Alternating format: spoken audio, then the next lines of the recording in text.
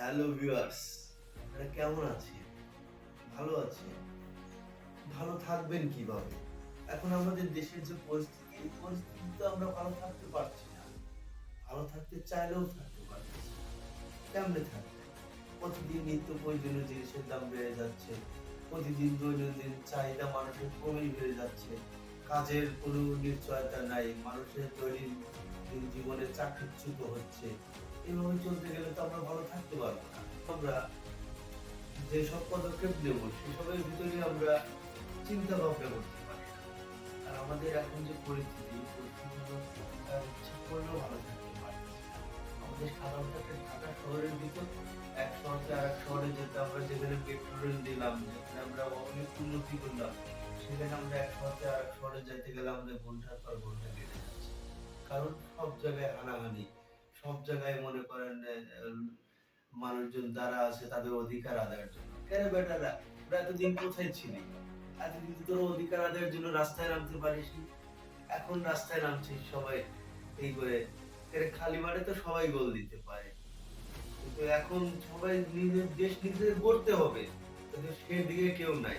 মানুষ ভুল ধরার দিকে সবাইকে আসতে এগিয়ে আসে। আপনি দেখেন, লক্ষ্য করে দেখেন মানুষ ভুল ধরতে দিলে অনেক ভুল ধরতে পারে। ভুল শুধরাবার দিলে যার যার মতো পিছনে চলে যায়। আমাদের দেশের এই অবস্থাটা হচ্ছে। কারণ আমাদের সবার উচিত নিজের ভুল না ধরে ভুলটা শুধরে আমাদের দেশটাকে উন্নতির দিকে নিয়ে যাওয়া।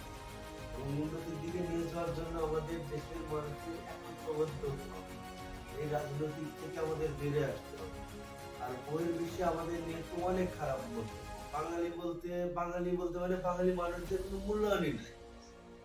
আমরা যেমন মনে করেন যে প্রাইমারি স্কুলে সলভ হলে কোনো শিক্ষার যোগ্যতা দেখি না, তেমন বাঙালিরা আমরা বহির্বিশ্বে ঢুকে বাঙালি মানুষ সেই নজরে দেখি।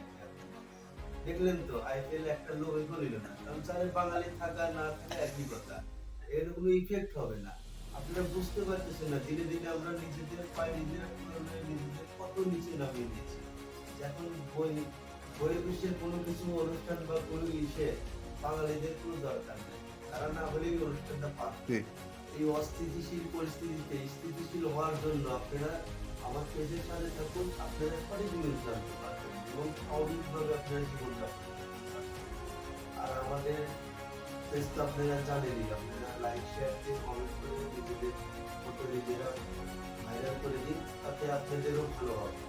কারণ আমাদের দেশ যেভাবে পিছিয়ে যাচ্ছে, এখানে আমরা সঠিক কথা মানে কান চিলে নিয়ে গেছে, আমরা সেই চিলের পিছে দৌড়াচ্ছি, কিন্তু কান আমাদের কাছেই আছে, এটা কেউ দেখতেছি না, এই বলার লোকটা নাই। আমি সেই বলার জন্য আপনাদের মাঝে এসেছি। আর আপনারা আমাকে সাপোর্ট দিবেন।